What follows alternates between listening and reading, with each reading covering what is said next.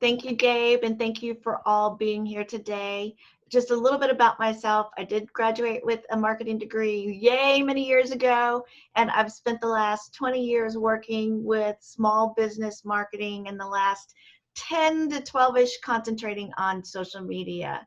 So I do bring a perspective of small business and relationship building in particular to my social media networking. So let's get started and jump in. What we're going to do is we're going to go over about 20 to 30 minutes of material, and then at the end I will answer questions. So if you have a question come to mind, go ahead and type it into the chat box while you're thinking about it. So at the end, when we come to the question section, you won't have to say, what was it that I was going to ask and you can't remember, unless you're young and you don't have that issue, like I do.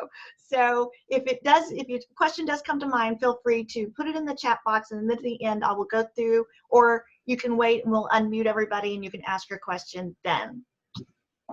So to get started, we're going to start by optimizing your profile. And I would like to have an idea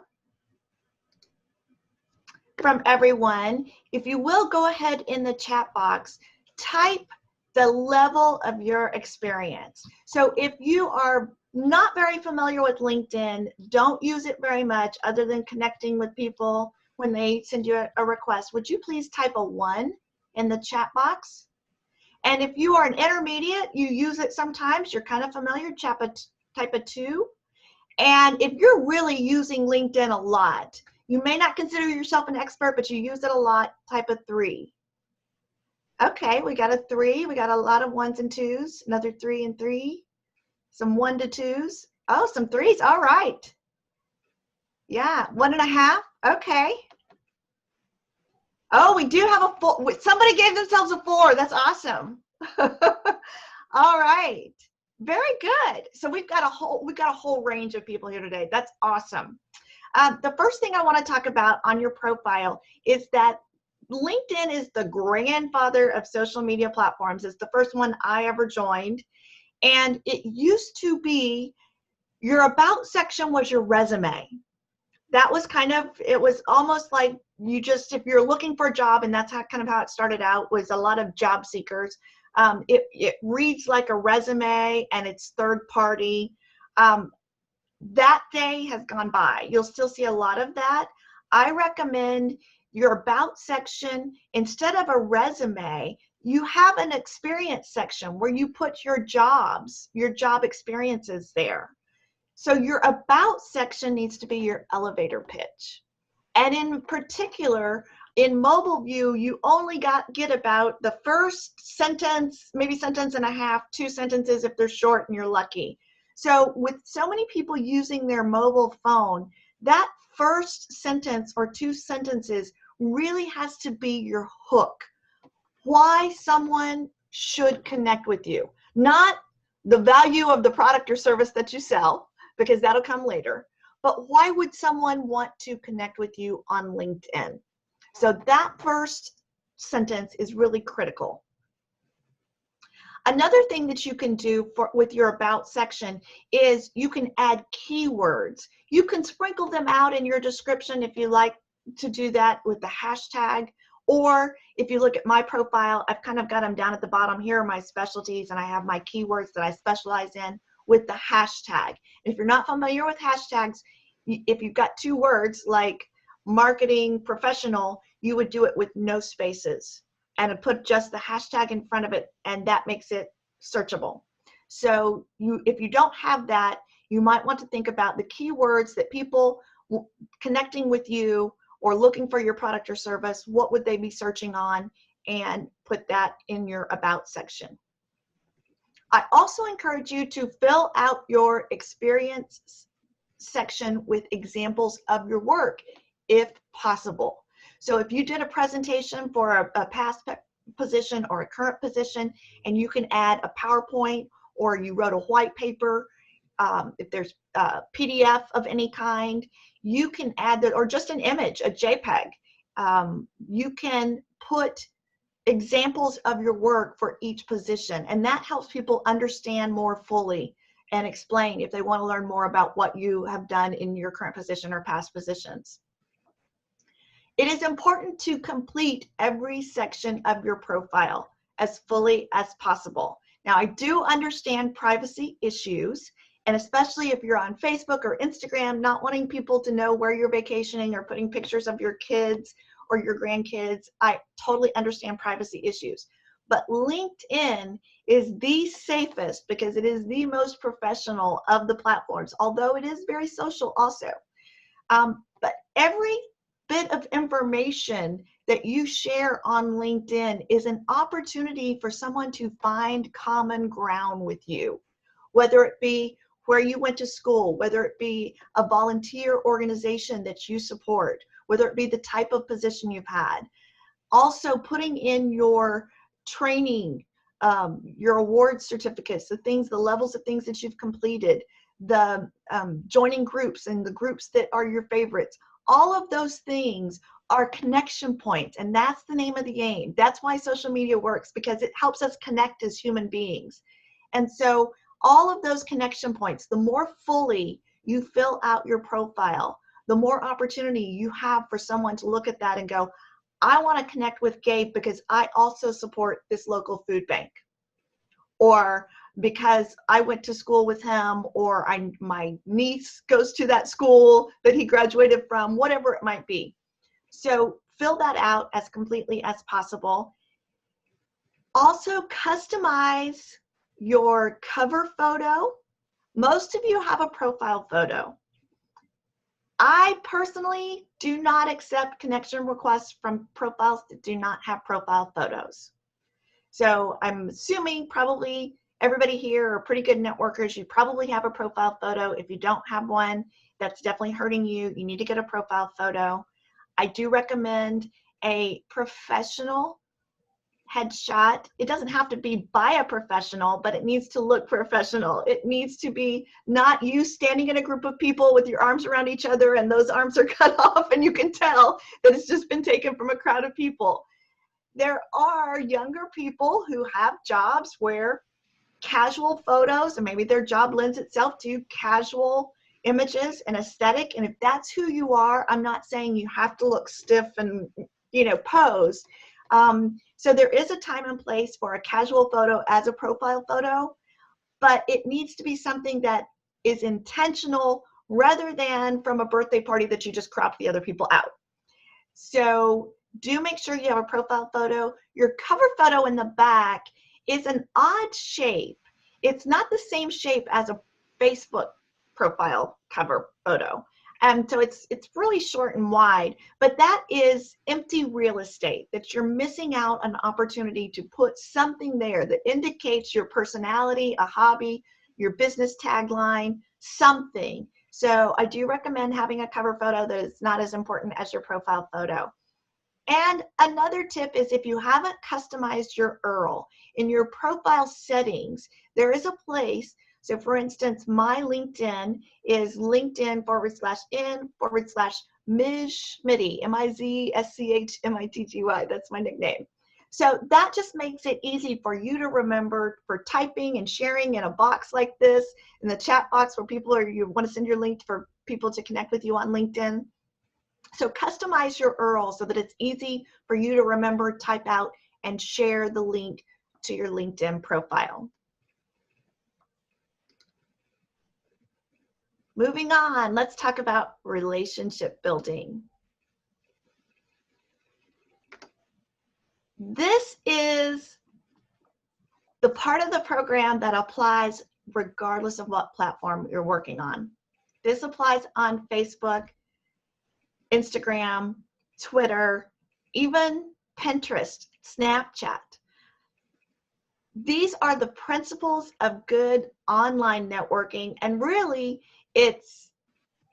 part of it is in-person networking, that we're just taking that and applying it online. So when you're on LinkedIn, you want to not rely on the LinkedIn algorithm and what LinkedIn chooses to show you in your home feed as far as posts that you can comment on. You want to train the algorithm. And how do you do that? by, first of all, following people. And in our last digital networking group meeting, there was a tip shared of connecting with people, but if they're not important to you, go unfollow them, because that means the people that you are following are the people that you really want to see their posts, and they'll be given priority in your newsfeed, which is great. But if you're already connected to 1,500 people and you don't want to go unfollow, 1,300 of them, create strategic lists. And when you sit down to network on LinkedIn, go to those specific profiles and check their activity and comment on their latest posts. And the algorithm will eventually get the idea, actually it doesn't take too long, to say, oh, Melinda really likes Gabe O'Neill. I'm going to show Melinda Gabe's post. She keeps liking and commenting on what he's posting, so the algorithm will start showing me Gabe's posts more frequently in my newsfeed. But that is a way to make efficient use of your time, instead of just sitting down and saying, okay, let's see what's in my feed today that I should comment on. Have a short list of, these are my prospects, these are my referral partners, these are my existing clients that I need to stay top of mind with because I might get repeat business. And each day when you sit down to do LinkedIn, say, these are the people I want to stay in touch with. And you might use an Excel spreadsheet to organize this. And that list needs to be updated because it's ongoing, right? Because you're coming to the Digital Accelerant networking events and you're meeting new people, and maybe that's a good connection, a good referral partner, and so you want to put them on that list and you want to get to know them better. So go to those profiles strategically and comment on what they're posting to build those relationships. An important principle, and my friend Gabe knows this through BNI, and I was marketing director with BNI for 4 years, so givers gain. And that is part of our engagement pod also from the Digital Accelerant group that we're doing, where you give before you ask for something. So you're going out and you're liking and commenting and sharing what other people post. You're building that relationship. You're giving them social value, social capital by liking and commenting on what they post. And be genuinely interested in them. Take the time to read what they've posted. If they've shared an article, take the time to scan through that article and find a nugget that was meaningful, that stood out to you, that was helpful, so that when you comment on it, you can say, this is what I found helpful about what you shared. So you're building relationships by giving first, and then that's going to come back to you. The investment will come back to you and help you grow your business and your relationship. Likes are awesome. They do get you noticed. When you like a comment, it shows up in the notifications. Now, whether somebody's paying attention to their notifications or not, it can be another story. But comments really get much more attention than just a simple thumb, or even now on LinkedIn, we've got hearts and the curious and the idea. But comments do get people's attention more than just a like. So taking the time to make authentic comments. If it's somebody that's really strategic and you want to build that relationship with them, that's what you want to do. Consistency is another key on every platform. It doesn't matter if you're on that LinkedIn, for an hour a day, for 5 days in a row, if you're gone for 2 or 3 weeks, out of sight, out of mind. So it really is more important for you to figure out a schedule where you can be consistent on LinkedIn with your engagement. I mean, start with 2 days a week, work your way up to 3 days a week if you can. Put it on your schedule like you do your other business activities, your networking meetings, so that you can be consistent in doing engagement on LinkedIn to build relationships.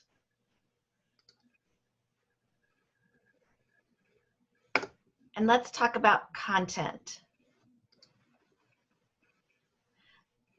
This also, some of this applies to other platforms.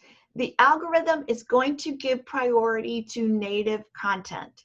So that means if you have a video clip that you have put on your YouTube channel, LinkedIn is going to give priority if you upload that video directly to LinkedIn as opposed to sharing a YouTube link. Same thing on Facebook. Facebook wants to keep you on Facebook as much as possible. They don't want you to be sent out to YouTube and then get distracted and not come back. LinkedIn is the same way. They want you to stay on LinkedIn and not get distracted by going off to YouTube or to read a blog post somewhere else. So that's why publishing articles, if you have a blog post, you have to weigh, because sharing a link to your blog gets people on your website and there's value in that. But there's also value in publishing that blog as a native LinkedIn article. So you kind of have to weigh the benefits and try maybe a mix of both. LinkedIn has also fairly recently added the ability to add a document to a post. So if you have a Word document or a PDF, a white paper that you've written, you can add that to a post. The 80-20 rule is a rule about content that I did not come up with, and it's not hard and fast. And if you don't follow this, it's not like I'm going to criticize you or, LinkedIn police are going to come shut you down. It's what a lot of experts recommend in your mix of content. 80% is non-self-promoting. 20% is where you say, buy my product, call me now. It's self-promotion. And the reason for this is that most people don't go to social media to buy stuff. Sometimes they do go. There's a large percentage of people that will go there to research a product before buying. That's become social media has become a huge research platform if you're thinking of buying. But by and large, most of us are going to social media to connect with other humans and not necessarily to buy something. So we get turned off by too much sales promotion, unless we happen to be in the market for what you're selling. Unless we're a hot prospect because we have that need and we're looking at buying right now. So 80% of your posts, you want to keep it professional, but you do want to express your personality so people can find those points of commonality, those common ground, okay? Especially on LinkedIn, you want to keep it more on the professional side. Express your personality, but you want to connect emotionally. And the traditional marketing wisdom is it's either pleasure or pain. Those are the two ways you connect with people. And then humor. Humor, again, is harder on LinkedIn because it is more professional. It's so much easier to do on Facebook, but there is a place for it because it's what works. People get attention. And these days more than ever, we want to laugh. We want to be a little entertained. We want to lighten it up. So 80% of your content, that's kind of what you're keeping in mind. You want to be helpful. You want to educate without asking for anything in return. You want to make emotional connections. You want to express who you are and not worry too much about if some people don't connect with who you are, because that's okay. You don't need to connect with 100% of the people that you come into contact with. You need to attract the people that are going to be great for you to work with them, that are going to be a good fit. And if it's not a good fit, you don't want to force it. So as much as you can, expressing who you are, letting your personality shine through this helpful content that you're sharing is the way to attract the right people to work with you and your business. The research comes out every year from multiple places about when is the best time to post on LinkedIn. There's a lot of them out there. You can Google it. I look at several and then kind of come to a consensus each year. This is what I found to be the most helpful for 2020. 8 a.m., noon, and 5 to 6 p.m. time frame, and this is in general. Tuesday, Wednesday, and Thursday. Monday and Fridays tend to be less trafficked days on LinkedIn. So if you have super important content, you might want to think about scheduling it for these high traffic times. And this is our tips section. Some bonus tips. Premium service. It's a question I get a lot. Should I pay for premium service? And the answer is, if this is your major social media marketing platform, this is the main platform you use to connect for your business, then definitely take a look at the premium service. It may be worth the investment. I think plans start at $45 to $65 right now. Some of the features that you get with premium service is you can do advanced search filterings and save searches. You get in-mail messages. These are messages where you can send to people who are outside of your network. And they have a dollar tag, like you can buy additional, or you can buy in-mail messages now without being premium, but you get a certain number of them included in your premium. So that lets you to reach out to people that you might not necessarily be able to reach out to unless you have their email address. Out-of-network profile unlocks, that helps you expand your network. And it also lets you see, you probably, if you're on LinkedIn, you get those notifications. 6 people have looked at your profile, and when you click it, it shows you 2, and then 4 are hidden. And if you want to see who that is, you have to pay for premium service. And the value of that is to be able to see who's interested. If you came up in a search and they clicked your profile to check you out and they don't send you a connection request, you can reach out to them and say, or maybe they send you a connection request, but you can reach out to them and see who's been interested in you, and are you interested back, and maybe follow up to start and nurture a relationship. Another question I get is, I get all these connection requests and they're from all over the place, and I don't know if I should connect with them or not, and LinkedIn is telling me don't connect if you don't know this person.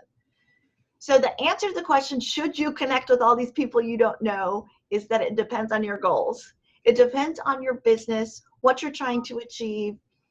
I personally am a big open networker. I connect with a lot of people that I don't necessarily know, but I do look to see what mutual connections we have in common. And then the connections we have in common, are they people that I know and trust, or are they a bunch of people that I've connected with that I don't really know? So it's up to you to decide, again, privacy issues and concerns, and the value that that person is likely to have for your business. If you are a local business owner and you really only do business in your backyard, is there a value to somebody who wants to connect with you that's halfway across the country? Maybe, but the likelihood is very low. So if you don't feel comfortable, I don't think you should feel obligated to connect with them. But if you're doing work nationwide, and you're doing work like a lot of us via Zoom and online, then you maybe want to consider connecting with more people, especially if they're in an industry that shares your customer, and they could potentially be a referral partner. If you were to nurture that relationship and build trust and feel comfortable, you could refer people to them, they could refer people to you, then that may be something that you want to consider. I do take a look at profiles, and like I said, if they don't have a photo, I don't connect with them. If their photo is unprofessional, and I have seen a few on LinkedIn, believe it or not, seem to be in the adult industry, I skip on by those. And the other thing is, if they're a brand new profile that's only got 5 or 10 connections, and they aren't in my backyard, and we don't have any connections in common, I'm a little bit suspicious that that might be a fake profile, and I probably will skip on by it. So evaluate the value of a connection to decide if this is a person that's going to be helpful or has the potential to be helpful to your network. If LinkedIn is your only platform that you're using for social media for your business, you probably don't need a scheduler, unless a scheduler is going to help you be consistent, because in your job you get busy and you forget to post. So if you are working on multiple profiles, like you do LinkedIn, you do Facebook, and you do Twitter, then I do recommend having a scheduler and scheduling some of your posts in advance so that you will be consistent. And then you can also post in the moment. You're having coffee with this person. We had a great conference. I was at this networking event. You can always post in between those. But if the very least, you know that you'll have 3 posts a week going up. Another thing you can do is kind of like what we're doing with the engagement pod for the Digital Accelerant group is once you post, you can ask 2 or 3 people, hey, I just posted this, and give them the link to your post and say, would you please take a minute to like, comment, and share on my post? And that will help get you some organic growth, and the algorithm will then show your post to more of your friends and also to friends of some of the people who've commented on your post. So that's a way to kind of prime the pump, if you will, with the algorithm, because LinkedIn only wants to show content that's good and has value because they don't want to bug you. So if you post something and nobody responds, it's only going to show the post to a very small percentage of your friends. But if you post something and it gets some likes and comments, then LinkedIn says, oh, this post has this content, has some value. So it shows it to a broader audience. And if they respond, then it shows it to more people. So you might want to consider asking some connections to like and comment. You can't do it for every post probably, unless you're only posting once a week. And you can't ask the same 3 friends every time because you're going to wear them out. But spread it out and ask some people to help you and offer to help them. And I'll be happy to comment on some of your posts. Or better yet, go find their posts and like and comment on them before you ask them to like and comment on your posts. If you do have a company page, consider boosting your post for greater reach. This is something you have to consider carefully because LinkedIn, in my experience, is one of the most expensive platforms to boost a post or advertise. That is because you can target specifically an industry, a seniority level, or a title. So you can get very, very specific in your target audience, and LinkedIn charges a premium for that. However, if you're writing blog posts and you're sharing them out and you're not getting views, you've done all the work of writing a blog and nobody's seeing it, it may be a worthwhile investment to boost that post to a targeted audience so that you can get greater views. Otherwise, you're creating great content and it's just not getting the reach. Another tip is that groups do have value for connection purposes.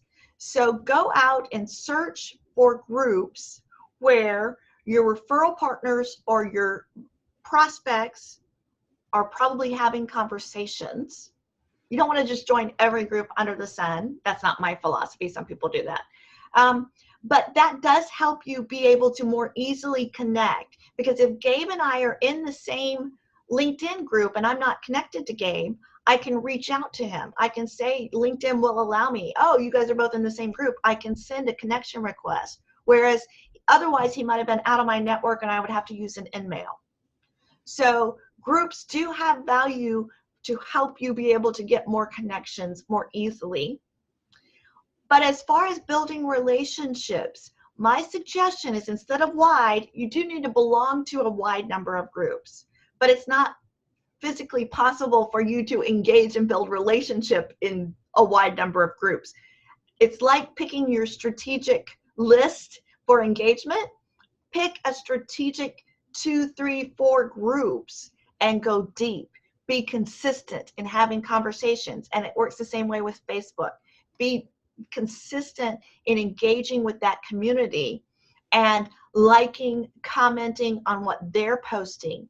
And be sure that you're giving first before you post anything in the group that says, hey, I've got a special offer, I've got a webinar, I've got a course, I've got a service. Make sure you're not just joining one day and immediately posting, even though your product or service may be awesome and you have a special to share. It's just not, it's going to fall on deaf ears. You have to demonstrate value first in building relationships and giving, being part of that community and those conversations before people are going to pay attention when you say, hey, I have something to offer. All right. Those are my tips. Those are my general tips for leveraging the power of LinkedIn. So I'm going to go now to the questions because I did see Let's go back up here to the top. And I'm glad that so many of you are putting in your links for connecting. And I'm definitely open to connecting with you. So please do send me a connection request if we're not connected already. Let's see. Kim Pearlstein is on here, and she says that she helps you leverage LinkedIn with personal gift cards. So that's complimentary to LinkedIn. That's great. And public relations. Okay. Get to the questions.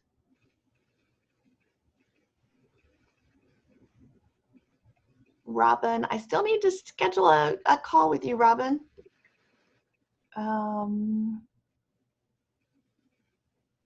Okay, when you add a hashtag to your title on your profile, is using the hashtag like hashtag graphic designer.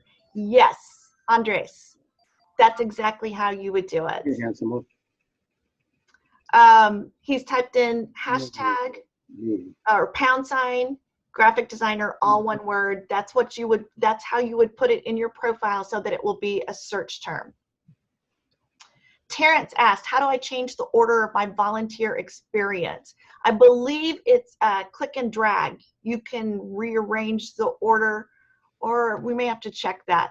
If it's not click and drag, it may be chronological, and you can only put it in the date order. I would have to double check on that to be able to answer, but I will do that at the end and let you know, Terrence. How much more effective is a paid account for LinkedIn compared to the free version? Hopefully, Marlene, I helped answer that question a little bit by explaining the differences. It is more time efficient to have the premium service. And one thing you can do in the premium service that I did not mention is that you can create a list. So you can have a list of prospects. You can add people to a list, and that makes it easier for you to scan through, click on that name, go directly to their profile, check their activity, comment, come back to your list, go to the next person. So it can be time efficient as well as giving you the more advanced search capabilities. Question, how do you deal with LinkedIn bots and how can you distinguish them? That's a good question, Gabe. It's much easier on Instagram to identify comments that are done by bots. They're very generic. Great picture. On LinkedIn, I think it's much more sophisticated, and what I see more of that I can recognize are people that are sending salesy messages, and you can tell it's just a canned sales message. They have not, they'll say, I checked out your profile and I think we should connect because we could be able to send business to each other. And you're like, clearly from what they're saying, they have not checked out my profile. So I think it's a little bit harder on LinkedIn, but I think it's also kind of a gut feel. If you have this feeling like this is too generic, then it probably is, if that's the question that you're asking. What is the value of groups? If you post in a group, will it show on your main page? I don't know that when you post in a group, it shows up in your news feed. What happens is people in the groups get notified that you've posted or that you've commented on what they've posted. But I don't believe, and the experts that are on here, correct me if I'm wrong, because I don't know everything there is to know, but I don't believe it shows up on your main page. The value is you're building relationships, and hopefully you're building relationships with people who are share your customer. So there's a referral source. So for me as a social media person, a group of business coaches or a group of small businesses, that's what I work with. So if it's like a discussion group that's centered around small businesses, that's the value of groups, is going in, having conversations and building relationships, getting to know people within those groups, because or even a hobby.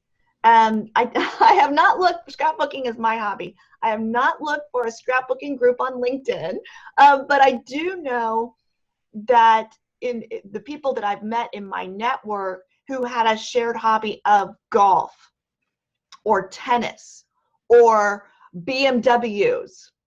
They have been in groups on LinkedIn that are related to their hobbies. This would be more applicable probably on Facebook, but they get into a group with people who share their passion, their hobby, which then can lead to, oh, what do you do? Here's what I do. And you build relationships. And let's face it, if there are two people in the same industry, let's say health insurance, there's two health insurance agents, and one of them I'm in a British car club with and one that I'm not, which one am I going to choose?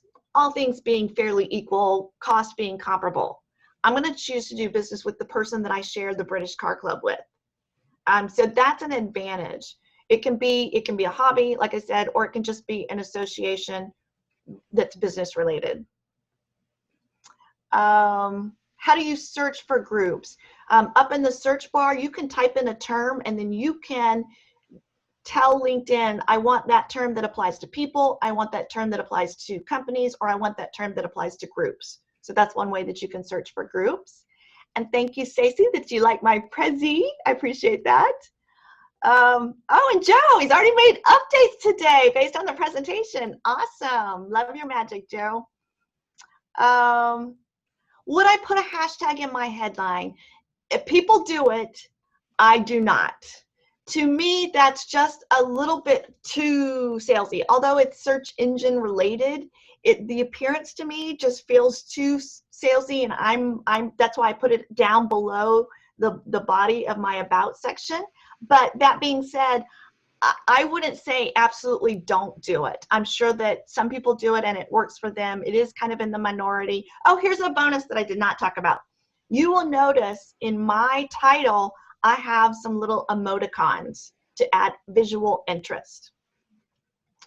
Now, some people really jazz it up with lots of stars and cartoons. And if you're in a more casual business, you know, maybe that's right for you. I kind of tried to keep it a little professional, but it does add interest to your profile. It kind of stands out until the point in time where everybody starts doing it, and then it'll be commonplace, and then I'll take it off because I want it to be different because everybody else is doing it. But until that time comes, you might want to put some little icons that are related to your business, you know, in your headline under your profile name. Let's see. I get connection requests, and the very first message after that is an invitation to a sales pitch. I don't, the question is, do you sever that connection? I tend to not sever it unless they're bugging me, unless they continue to do sales pitches. I tend not to unfriend them, if you will. But if they're annoying, then I do. The reason I wouldn't immediately sever it is because that's common practice. I mean, a lot of people are using LinkedIn to fish for prospects, and it might even, they might have gotten bad advice from somebody, or they may even be paying somebody and not realize that this person is hurting them by sending these salesy messages. So it might, I give them the benefit of the doubt unless they are really just bugging me.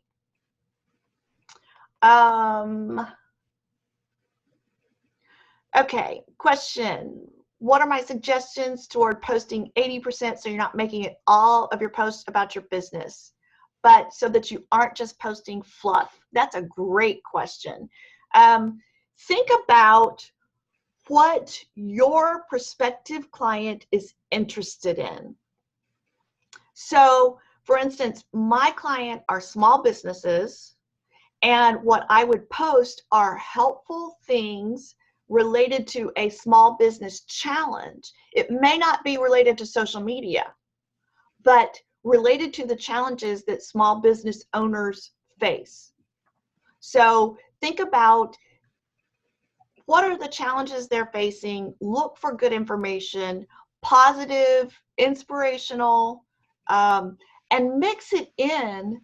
It shouldn't all just be articles about helpful things, because we all have limited time in the day and we're all bombarded with communications. So we all have these filters where we're picking and choosing what we're reading, okay? So I think just whatever you're doing in your business life, start documenting everything. And then you can pick and choose, this picture is meaningful because it expresses this part of what I do. So you can talk about your business and what you're doing without saying, buy my stuff. So every time, and I'm guilty of this because I'm such a people person that I meet somebody for coffee and I'm so into just being present in the moment that I leave the coffee shop and I didn't take a picture. But documenting when you're networking, when you're doing business activities, taking pictures, making it about someone else. Instead of talking about me, I want to make it about Gabe at my networking meeting, and he just shared this fantastic tip in our meeting, and you share a picture of Gabe and what he said that was meaningful to you.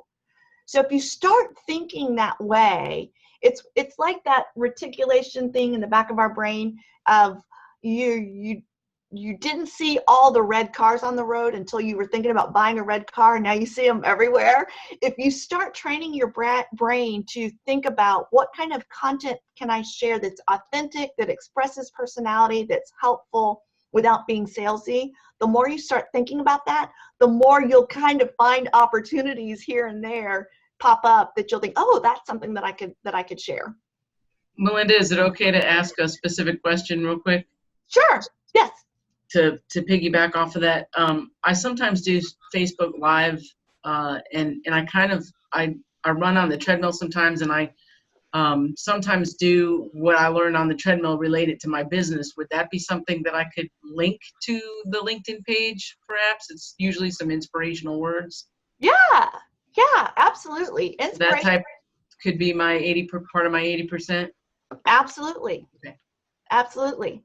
And in fact, the fact that you're running on a treadmill, to those other people, that you're fighting the good fight, that are also out there exercising and working while they exercise, that could be a point of connection. Let's see. Oh, when I stopped sharing, I lost my chat screen. Let me get back to this.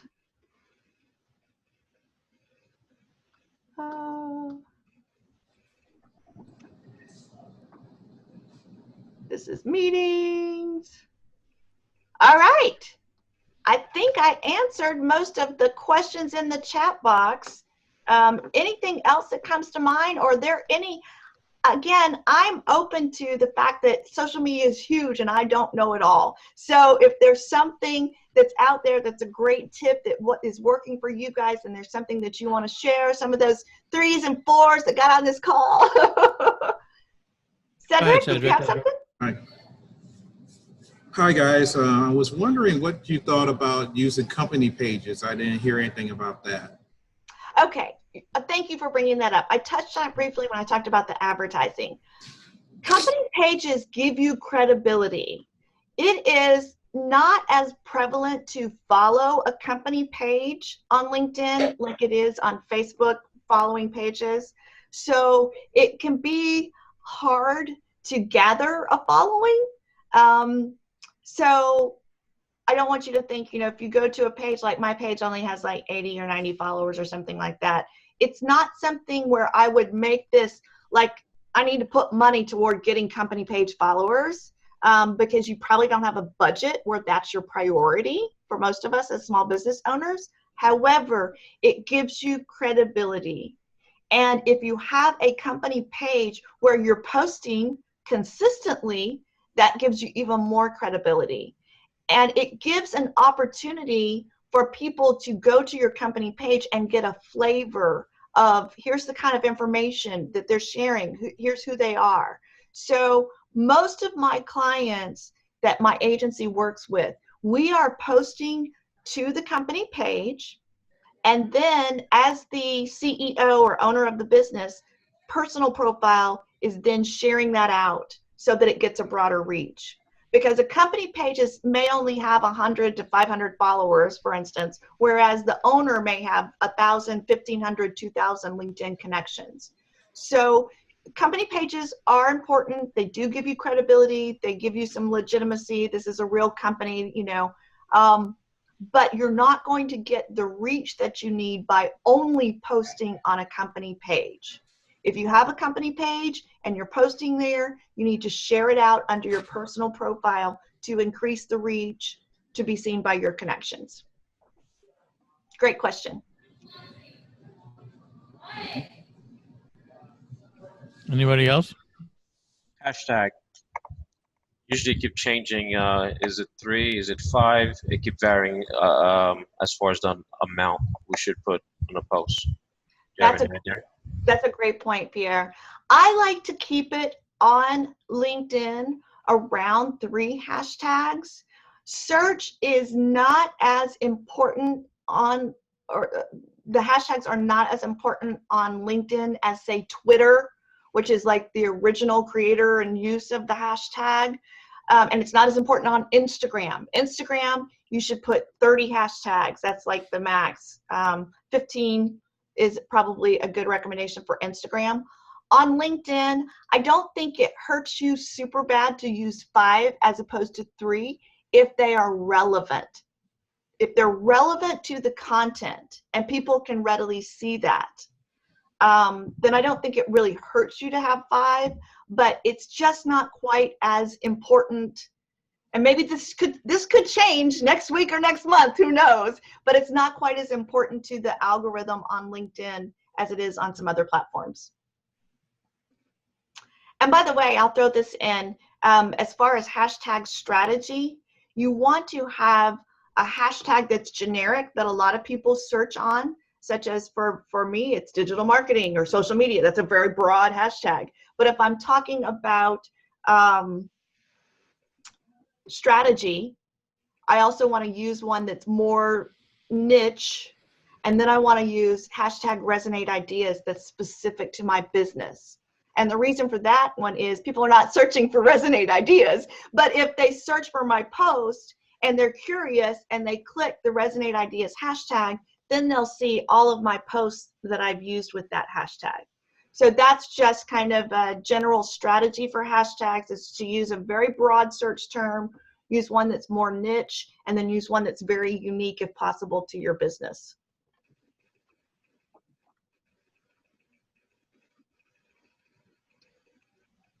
Any other questions? Well, Melinda, you did a wonderful job. Thank you very much. Everybody give Melinda a great big hand. This was excellent. Just adding to the quality of what we're trying to do here at Digital Accelerant. You know, it's becoming more and more fun for me to do these things. The networking. Speaking of which, our next networking event is Friday at 11 a.m. I believe. Next week at this time, I'm going to offer a webinar. I'm going to do it myself, and it's going to be called the Leveraging Your Digital Business Card and Maximizing it, the benefit of it. And I'm only going to invite people who have a digital card, so we can kind of swap stories as to how we benefit each other and all that. So that's going to be next week. And then the week after that, Mitch Beinhacker is going to do a webinar that's going to be open to everybody on how to create a podcast to promote your business.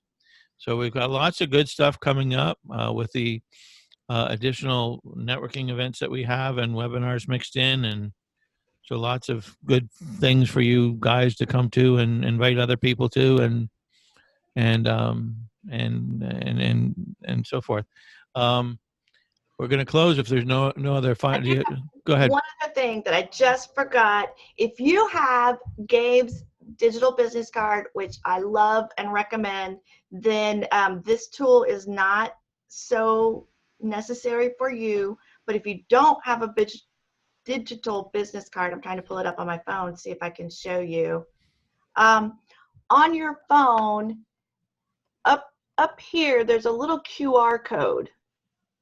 And if you click that, it pulls up a QR code of you can either scan somebody else's code or somebody can scan yours. So again, I highly recommend Gabe's card, but if you don't have it, this makes it easy for you to connect with people if you're doing in-person networking. Of course, the value of Gabe's card is You can text the number and you don't have to be in person. But when we get back to in-person networking, that can help you as far as connecting with people on LinkedIn. Melinda, where was that? Where did you find that? I have a Galaxy. On the mobile app, up at the top, there's Which app? Which this app? is the LinkedIn app. Okay, thank you. All right. But you can also create that in your contacts app as well. Right, so I'm on the LinkedIn app. I'm in LinkedIn, I guess.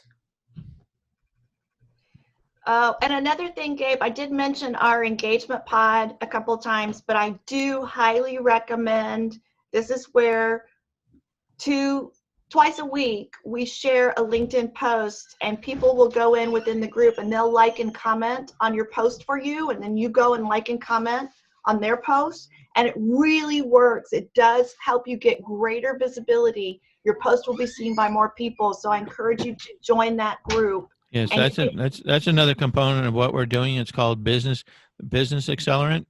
And again, everything is located on the registration page. That's at the bottom. So if you haven't joined the Business Accelerant movement yet, where we actually comment on each other's LinkedIn posts, Melissa Ore is doing that. She posted something today where it's in a private Facebook group, and she says, "Okay, guys, put out your LinkedIn posts." We do our LinkedIn post. We copy the link to it. We put it on that thread. And everybody goes back, reads it, goes through several posts, makes comments on that, and posts their own post to have the same thing happen to them. And we've already seen that we've gotten a lot more exposure for people. I think we did an experiment with you, Melinda, right? And yes. you had like 300% more engagement or something like that. So again, this isn't smoke and mirrors. This is all value of things that we're doing to really add some serious benefit to you guys. So it's please take advantage of it. It's just something that this stuff really works. So we ask that you watch the video. That when we launched a video, that was our first webinar. It was on Business Accelerant, and there's a lot of protocols and a lot of things that we ask you to do. So watch the video first so that you're not lost when you go to the Business Accelerant Facebook page. And all that linked is on. You can text network to 21,000 to get on that page. And along the lines of what Cedric was asking about for your company page, if that's something if you're brand new and you're trying to gain exposure to your company Absolutely. page, Mm-hmm. share a link to a post on your company page with our group, and then we'll go like and comment and share. Absolutely. Okay, guys. Well, thanks again, Melinda. And we will see you, hopefully, everybody on Friday. Very good. Thanks, everyone.